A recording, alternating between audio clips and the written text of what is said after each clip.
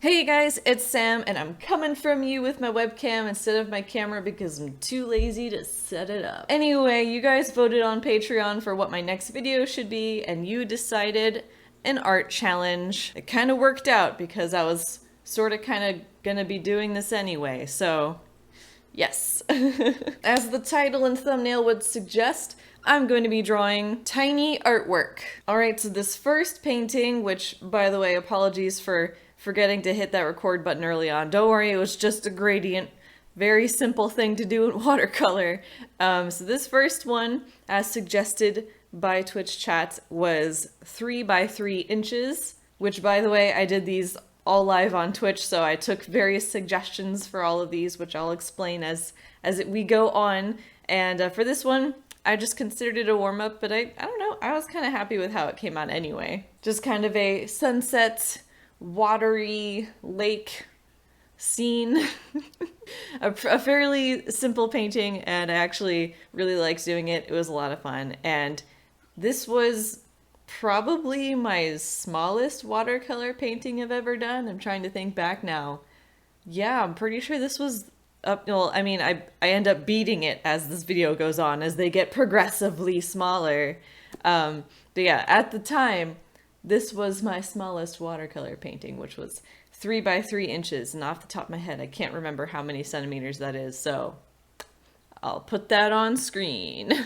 But yeah, so this was a nice warm-up, getting me loose, getting me prepared to go smaller and smaller. I don't really have too much to say about this one, actually. I used the same brush throughout, and at the start, it was kind of not super bad because I'm doing just a giant gradient. But then as I started to need to do smaller and smaller details, I'm like, okay, this might be a little bit more difficult than I initially anticipated. And it was actually pretty fun to do this challenge because I actually got to take out my smallest brushes, which I have not used or even like taken out of the box for like ever. So this is my little brush box. I don't usually put many of my newer brushes in here, especially since they don't always fit. But this is basically where I kept my brushes for a really long time, and it's kind of just like a pencil case container thing. And just being able to open it was very exciting. And yeah, these are the smallest brushes that I own. And I don't know, I was very excited to take them out. I actually don't even know what any of these are. This says it's a 00 from Cotman. This one is a 4 from Contemporary Crafts. Yeah, just very, very small brushes, which I'm pretty sure show up wonderfully on this camera. But for this first painting, I used a size 10 silver black velvet 3000S. For any of you guys who know brushes, I don't know anything about brushes, so can't help you there. But yeah, finished result of this painting. Pretty happy with it, lots of fun. And next, we're going even smaller.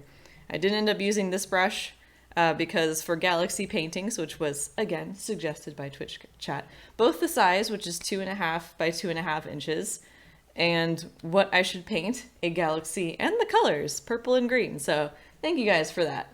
But I instead, for galaxy paintings, prefer to use the water brushes. I, in particular, use the Ohuhu ones.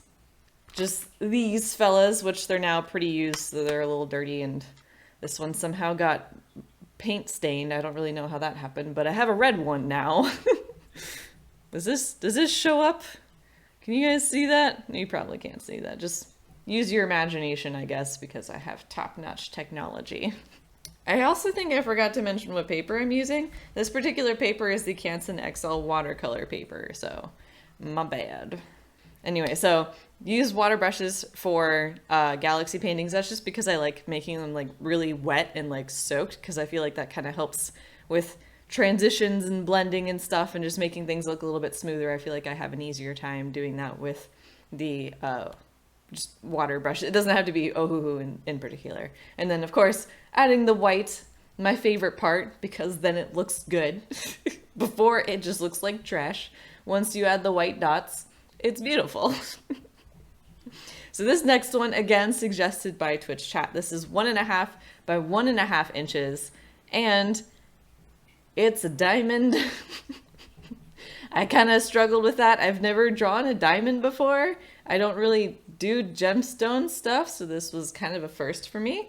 So here's me kind of showing off some of my small brushes. Very exciting. Again, these lovely children. I was really obsessed with collecting small brushes, and I didn't even paint.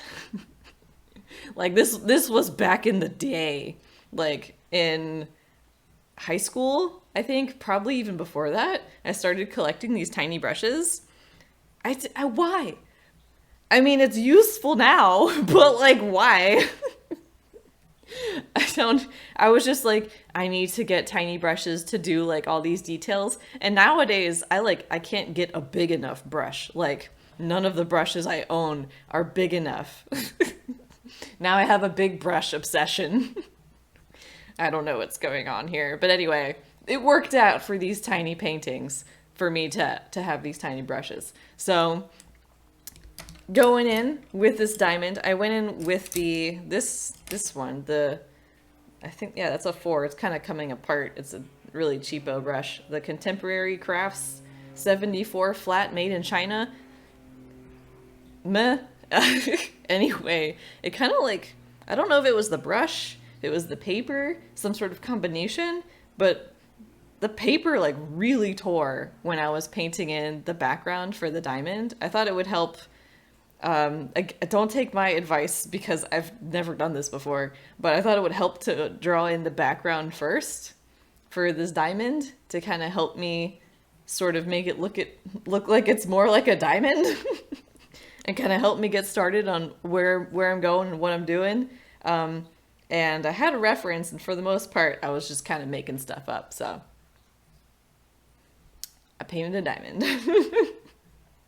But anyway, yeah, this brush really tore up the paper. But I have a lot of thoughts about this paper. There's going to be a video on paper coming eventually. I don't know, if you've been on my Twitch at all, then you would know that this video has been in the making for over a year now, but it's coming, I swear.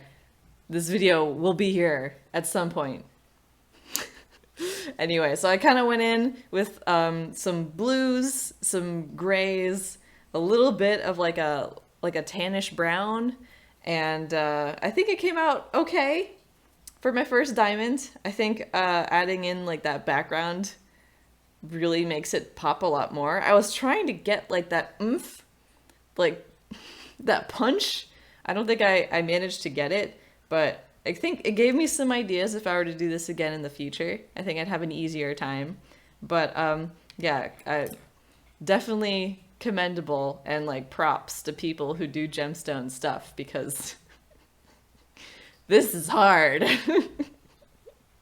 But it was fun and I enjoyed the challenge. So thank you for your suggestions. I also didn't record it, but it was like a 2-second thing where I just took one of the brushes and just sort of lifted off some of that black in the background, just to kind of get a little bit of like shine on the sides, and you'll see it in a second. But yeah, I don't know. I thought that might add a little bit of something to it, so it's not just a solid black background. I don't know. I think it looked better with it. But anyway, so here's the last one where I definitely took advantage of the smallest brushes that I own. And this one is the size of a US quarter, which, let me grab here, is this, if that means anything to you. I think at the longest side, like the longest all the way across, is an inch, like just about, if I remember from memory. I'm definitely not recording this in the morning. All right, so I went with another Twitch chat suggestion, and this one was a forest. So here inside this little dinky quarter is a forest. I try real hard, okay? I just started with like a muted yellow of sorts for the entire background, because I'm dealing with like not a sunset, but still like a low sun, and then grass, and then there's just a bunch of greenery. So I was like, all right, this is good enough. I can just fill the whole thing with this yellow, and that'll be my starting point.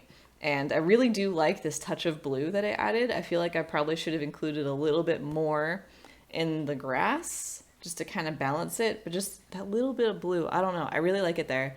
And I tried to make it look like the sun was like shining through the trees. I don't know how successful I was at it, but I tried.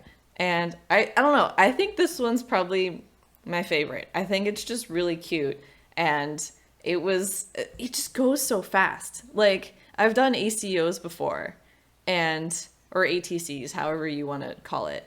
And it's just amazing how much faster it is to do it small. And like, I don't know, I just felt like it was incomplete. I'm sitting here staring at the finished painting and I'm like, I feel like I have to do more because I feel like I didn't spend enough time on it or something. I'm like, I don't know, maybe I need to just break for a while and like come back to it and see how I feel. I still feel like that feeling. I don't know what it is. Usually I'm like, I'm so done with the piece. I want it over in 5 seconds and so I can move on, which is like perfect for this. But for some reason I'm like, it needs more. Why, brain? But anyway, I think this one is my favorite so far, and I definitely want to do some more, and I definitely want to try a penny one of these times. I don't know what I'm going to paint in them, but I don't know. These small paintings are really fun, and I want to kind of do more of them, and I still have like all of this space left, so plenty of opportunity to shove in some more tiny artwork. So if you guys have suggestions of what I should paint, let me know in the comments down below. And if you guys have painted any sort of tiny art, let me know how that went in the comments down below. So, hope you enjoyed that video. Thanks so much for watching, and I'll see you guys next time. Bye!